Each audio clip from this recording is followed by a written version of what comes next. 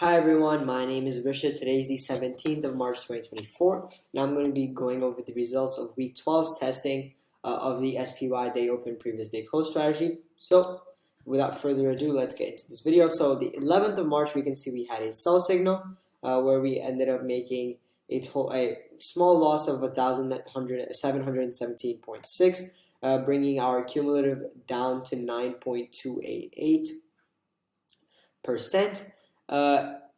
And here we can see we made a big profit for the week at 7,096.23 on the 12th, bringing our cumulative down to up to 9.933%. On the 13th, we had another loss of 2,428.2, bringing our cumulative down to 9.711. This one was a big loss at 4,505, with it bringing our cumulative down to exactly 9.3%. However, on the last day, we had a small profit, which brought our cumulative up to 9.373%. However, overall, on a week-on-week basis, we actually decreased since the end of last week by a small margin, but still a decrease. So this week wasn't very encouraging, but regardless, that's all for now. Thank you for watching. Enjoy, and I will see you next time.